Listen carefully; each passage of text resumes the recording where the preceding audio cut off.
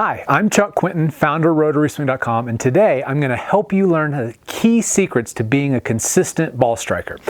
If you want to be consistent, there are two key things that you have to fix first, and they're directly related. First, if you're like most golfers and swing over the top, you have to fix your swing plane. It has to be reasonable. It doesn't have to be perfect. I'm going to show you how to make it perfect in just a moment, but you have to get it reasonable and so that you can have the club coming down on plane so the ball can start and stay on line. The second thing is you have to stop casting the club. Now, many of you who cast the club and have club head throwaway and are losing lag, you want to get rid of this thing so bad because it's probably been plaguing you for a long time. And I'm going to show you today how to instantly stop casting the club in this simple lesson. Now, what I'm going to share with you today, you've probably never ever heard anybody else talk about. So make sure you watch till the end of this video because you need to understand the whole thing to see how to fix your swing. Now, if you're like most golfers, you probably start the downswing with your hands moving out toward the ball. What does that look like? If you go to the top of your swing and you look at it on video and you see your hands moving this way out toward the ball to start the downswing, that's a death move. And there's a couple things that you're doing I'm going to share with you in the next video that are causing this to happen. But what I'm going to share with you first is what this needs to look like. If you look at the best players in the world, the pros, instead of their hands moving out toward the ball to start the downswing, their hands appear that they're moving straight down.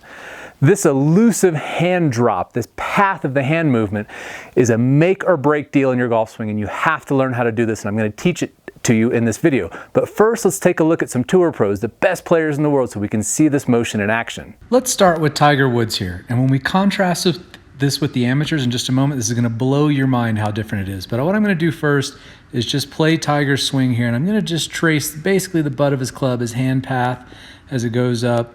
And you're going to see it's going to do literally the exact opposite of what the amateurs do. And it's going to look like his hands actually go straight down as you watch them move through this path.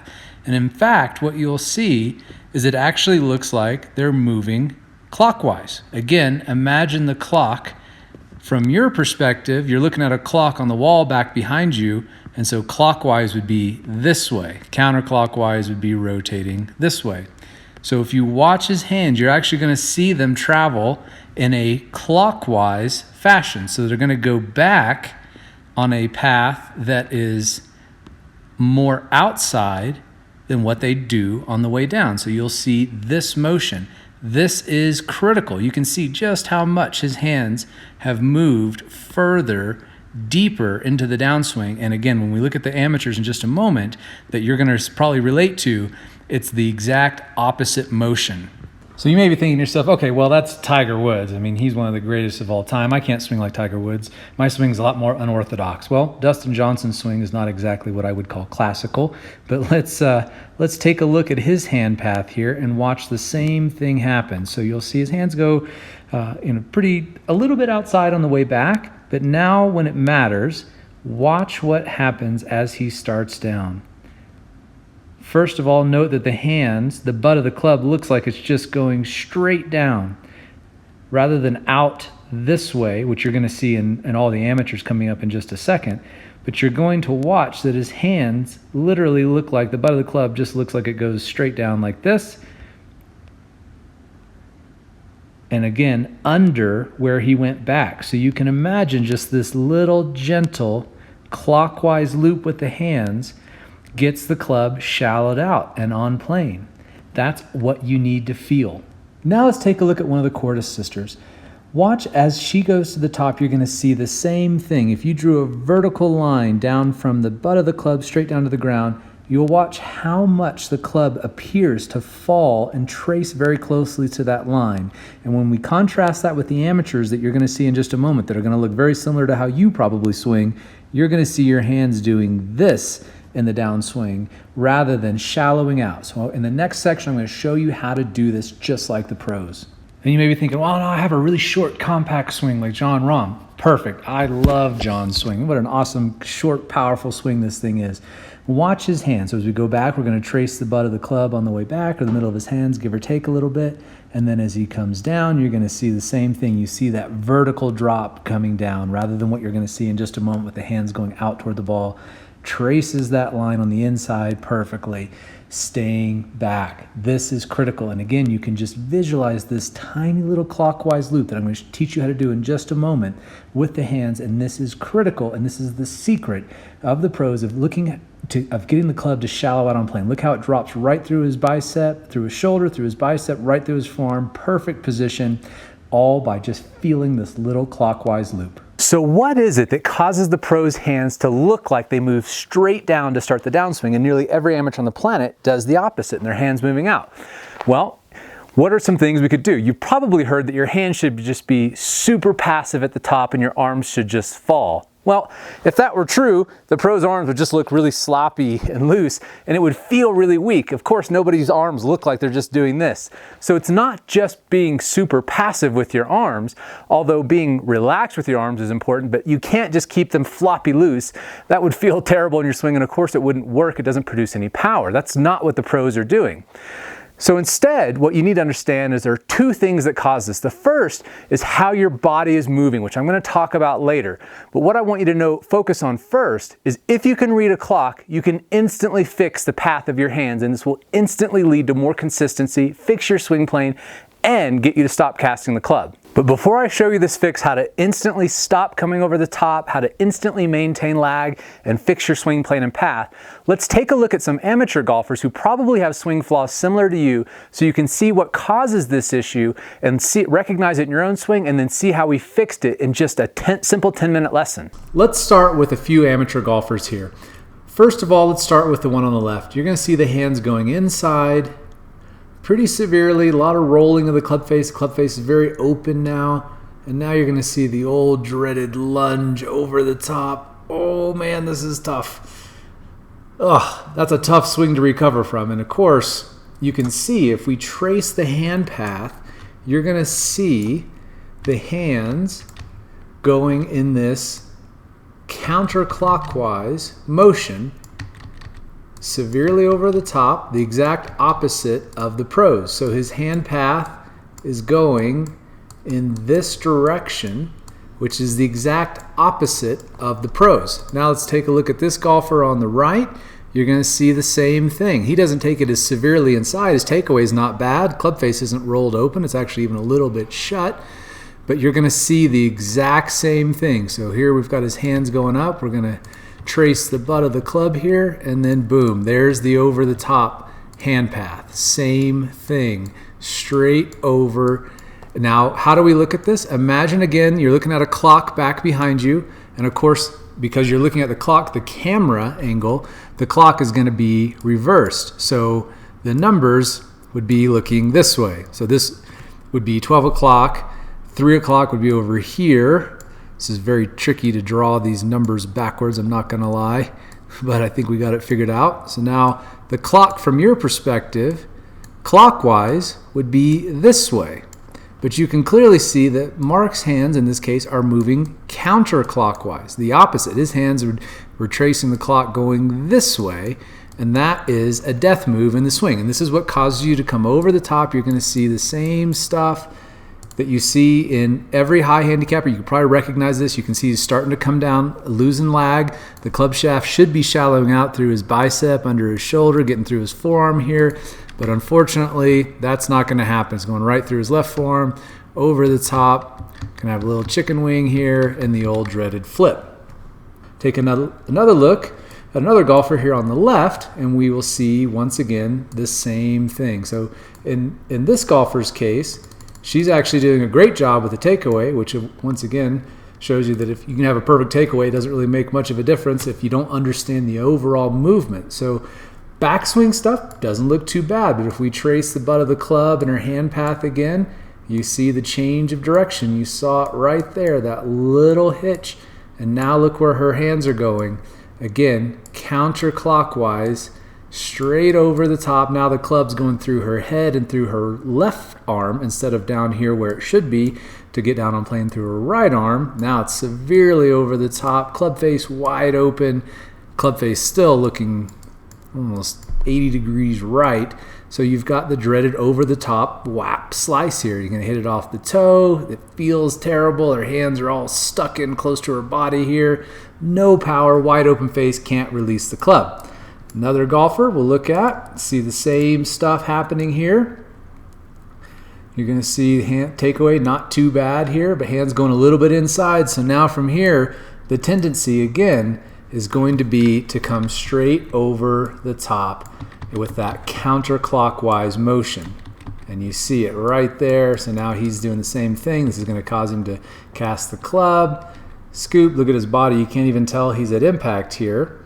His body looks dead square, so he's just using all arms and hands. Now let's take a look at a student who went through a simple 10-minute lesson that I'm going to share with you as you go through these videos, and you're going to see for yourself just how simple it is to fix these things and fix this hand pass. So watch here. So as he goes back, you're going to see Al takes the club a little bit outside. So again, he's not taking it way to the inside like is common for many golfers.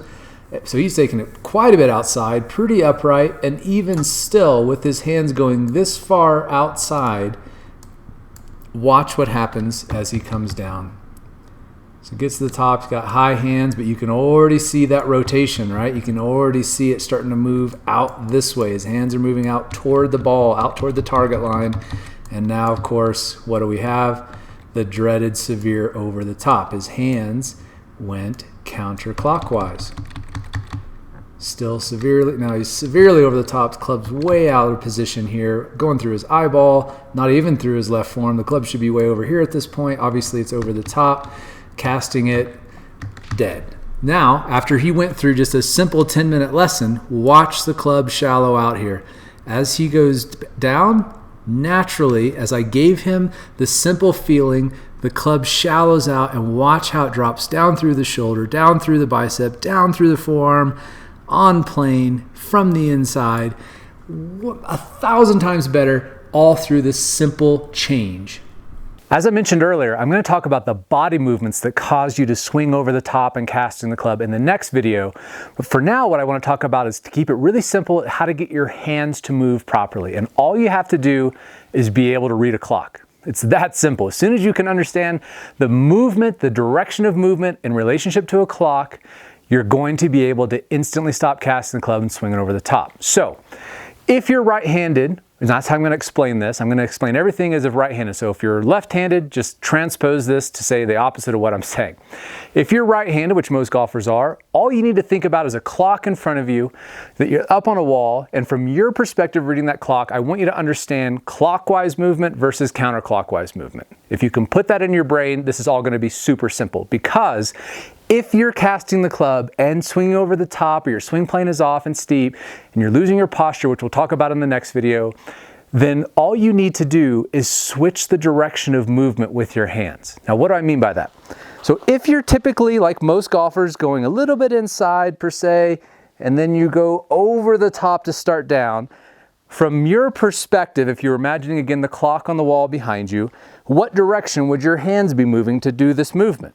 Well, they'd be moving counterclockwise, right? Now I'm exaggerating this, of course, but this is not uncommon for amateur golfers to have their hands go inside, up, and then over.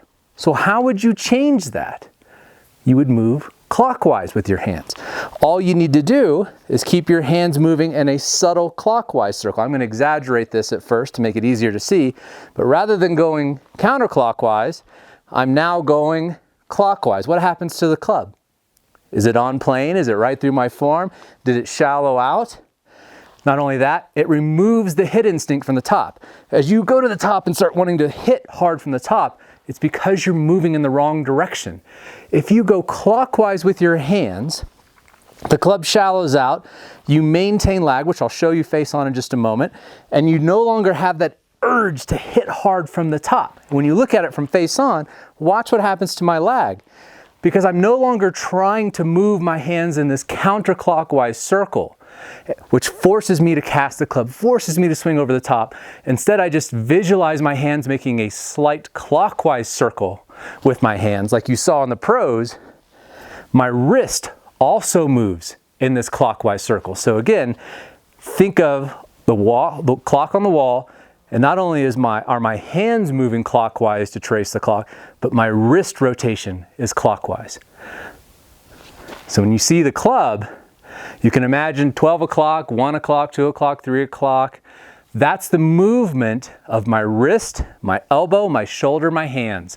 And when you put this all together, club's on plane. When you look at it from face on, I have lag for days.